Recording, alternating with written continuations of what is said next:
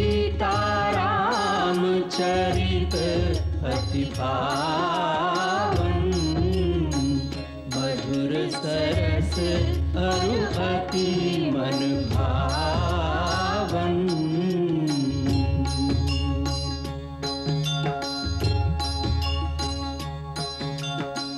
पुनि पुनि कितने हो सुने सुनाए, पिय की प्यास बुझत न बुझाए।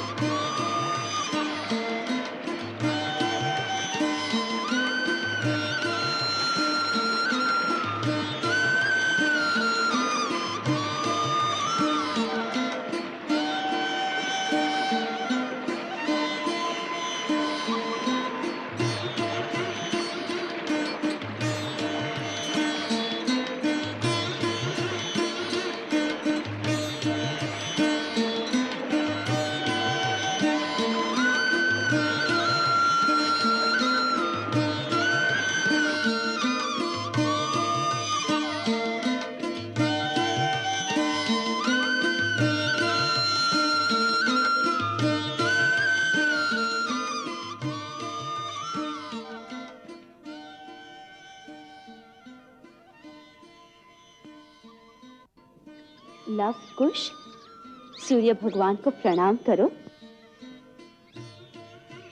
लव ठीक तरह करो,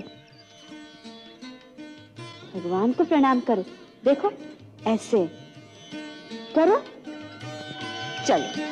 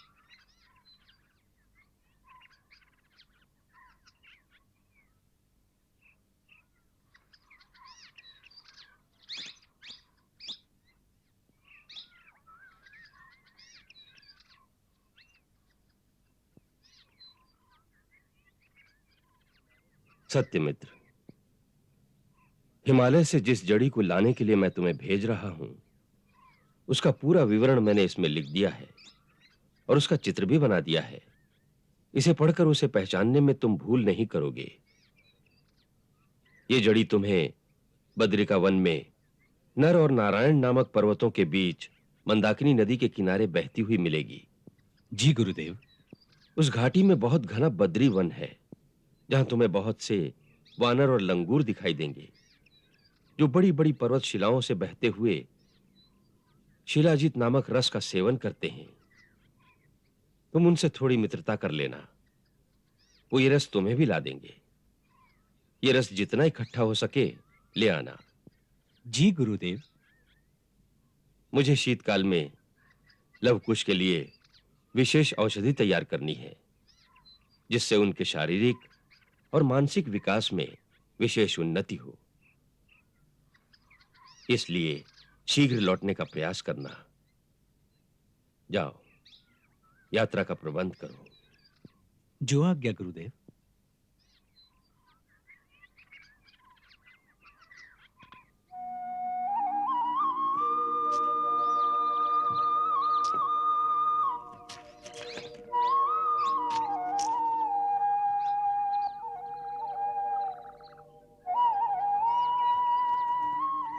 गुरुदेव कह रहे थे कि वो इन दोनों के लिए हिमालय से कुछ जड़ी बूटियां मंगवाने वाले हैं, जिनके सेवन से शरीर हृष्ट हो जाता है, बुद्धि तीव्र हो जाती है और मेधा शक्ति के बढ़ने से गुण विद्या आसानी से ग्रहण की जा सकती है।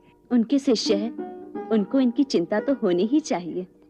पुत्री, ये दोनों तो दिव्य बालक हैं, इनकी चिंता कैसी? गुरुदेव को अपने उत्तरदायित्व का ध्यान है।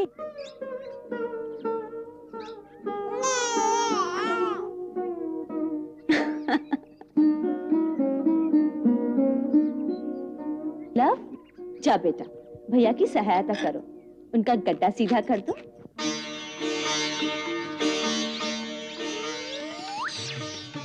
ये नटखट तो देखता ही रहेगा, कभी सहायता नहीं करेगा। अवश्य करेगा, वो मेरा कहना मानता है।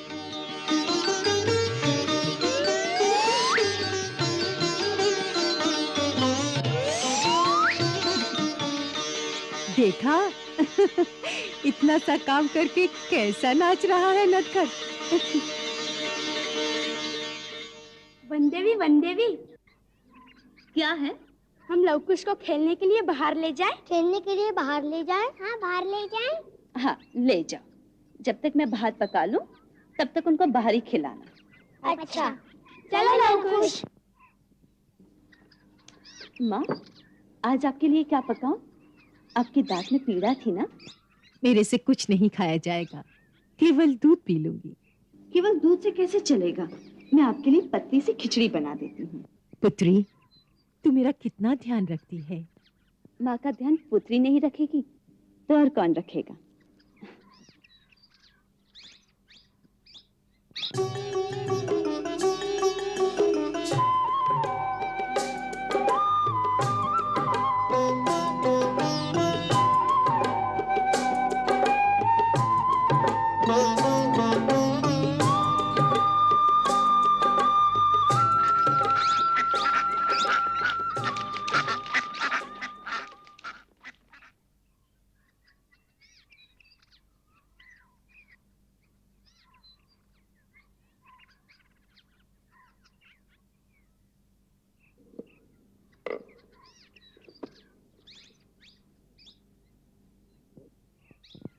भाई सत्यमित्र, आप बड़े भाग्यवान हैं।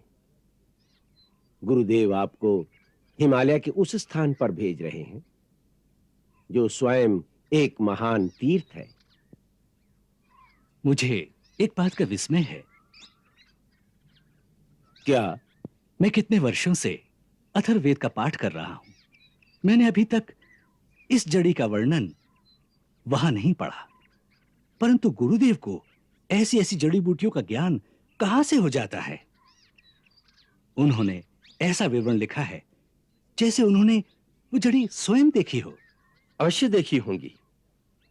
हमारी भांति उन्हें पुस्तकें पढ़ने की आवश्यकता नहीं। उनके पास तो दिव्य दृष्टि है। जिस ओर देखेंगे उसी ओर सारी प्रकृति अपने सारे भेद उनके सामने खोल देती होगी। जड़ी बूटियों के लिए उन्हें पढ़ना नहीं पड़ता।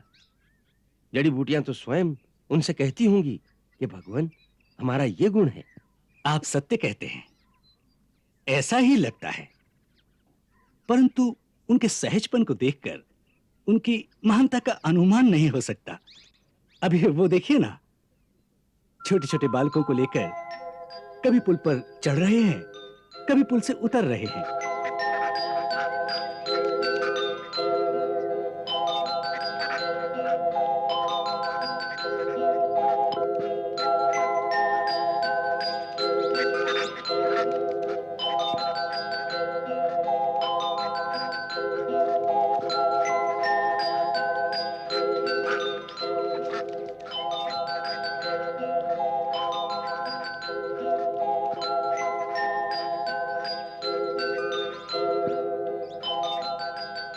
यह तो उनकी लीला है।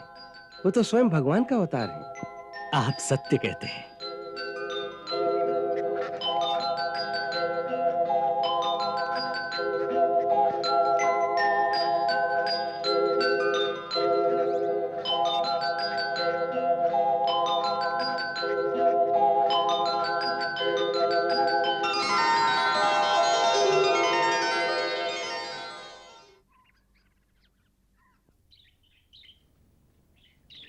लव कुश, अब हाथी घोड़ा छोड़ो। देखो मैंने क्या बनाया। धनुष बाण। आजा आजा, जल्दी आजा। आजा। अब देखो धनुष बाण कैसे चलाते हैं। देखो मैं तुमको दिखाती हूँ। ये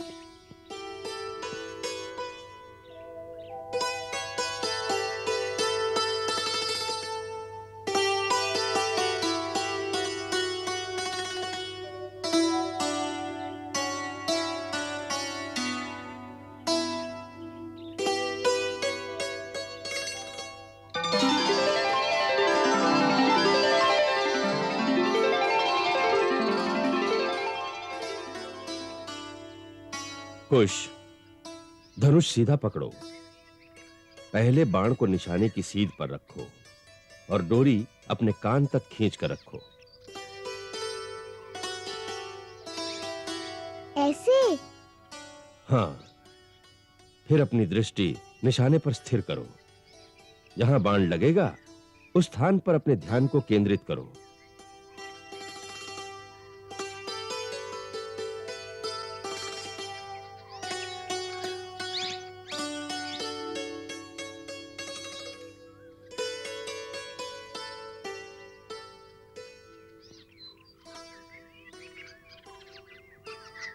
लव, तुम्हें क्या दिखाई दे रहा है?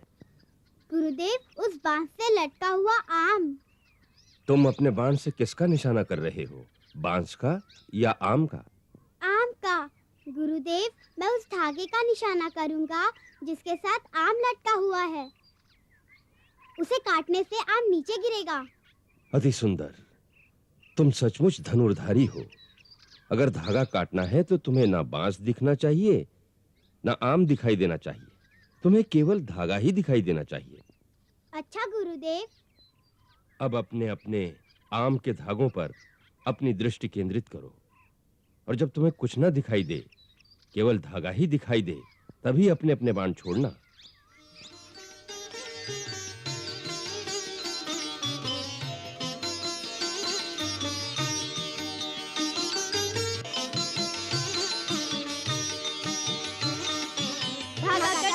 धागा कट गया, आम गिर गया, आम गिर गया, आम गिर गया, आम गिर गया।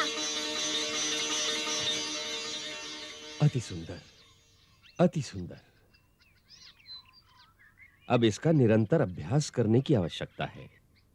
अभ्यास करने से गति आएगी। यदि निशाना साधने में हर बार इतना ही समय लगेगा तो युद्ध में कैसे काम चलेगा? इसके लिए निरंतर और कठिन अभ्यास की आवश्यकता है।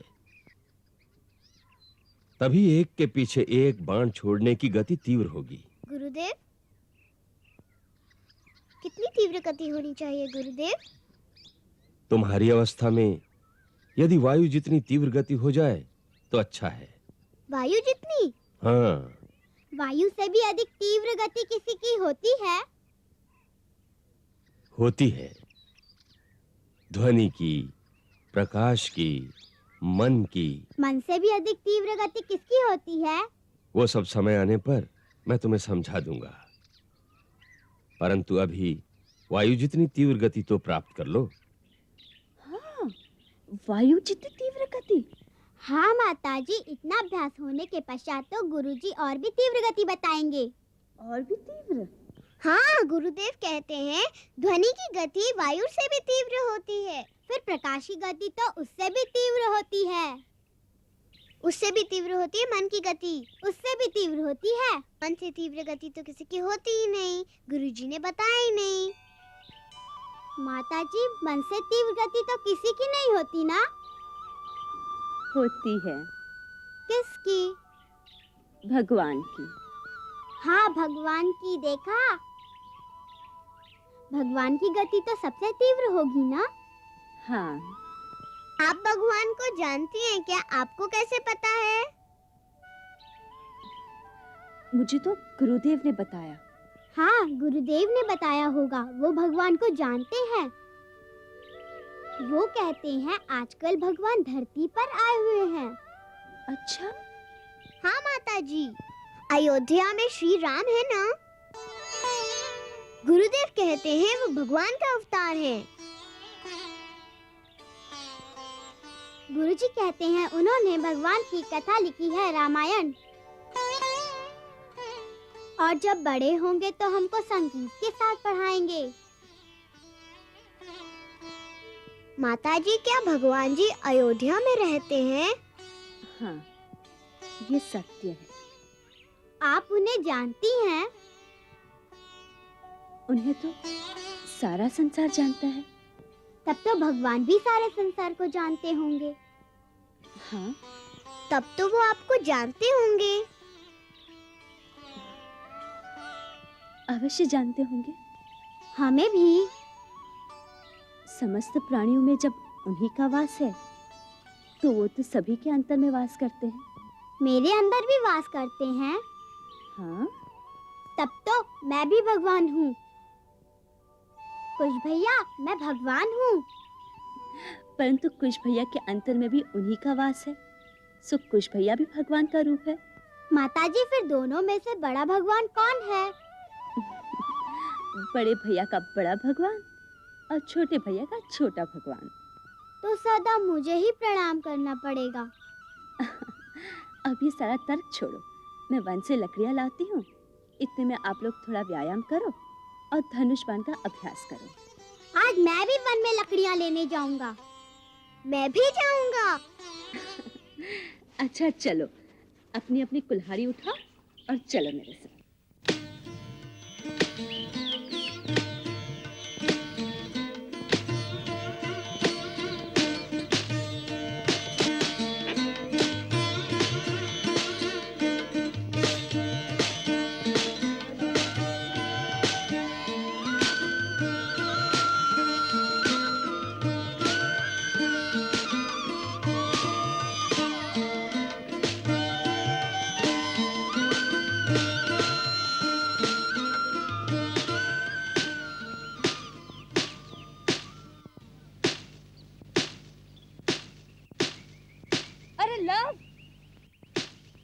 ये क्या कर रहे हो? पेड़ से लकड़ी काट रहा हूँ। ऐसा नहीं करते बेटे, पेड़ को नहीं काटते बेटा। आप भी तो काट रही हैं।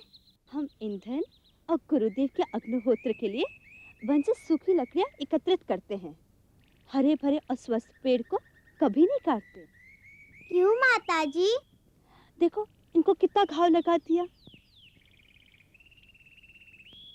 अब तुम्हारे अंग पे कोई शस्त्र से प्रहार करेगा तो तुम्हें पीड़ा होगी ना? हाँ होगी। इसी प्रकार इन्हें भी पीड़ा होती है। इनके अंदर भी क्या जीवन होता है? अवश्य होता है। अब ये देखो, हमारे शरीर पे घाव लगने से रक्त निकलता है, इसी प्रकार इनके शरीर में से रस निकलता है। अब इन्हें तुमने अकारण ही घाव लगा दिया है। अब इनसे क्षमा मांगो।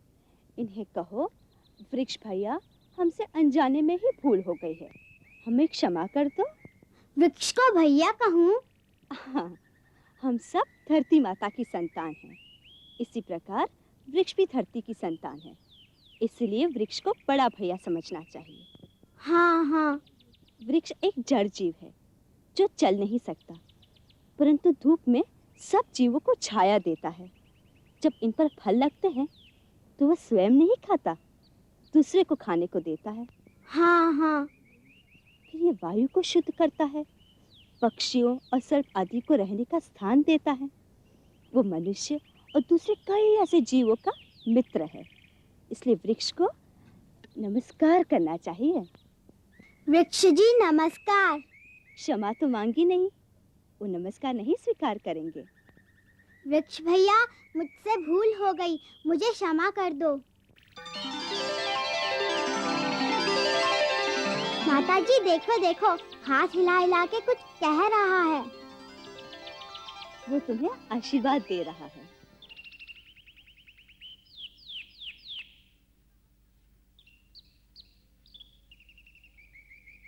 मंगल भवन अमंगल हारी, प्रभु सुदशरथ अजिर बिहारी।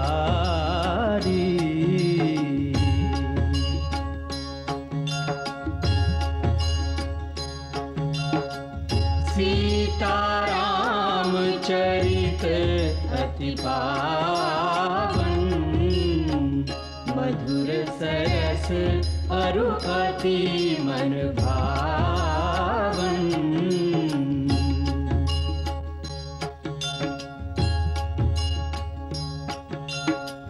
पुनि पुनि कितने हो सुने सुनाए, हिय की प्यास बुझत न बुझाए।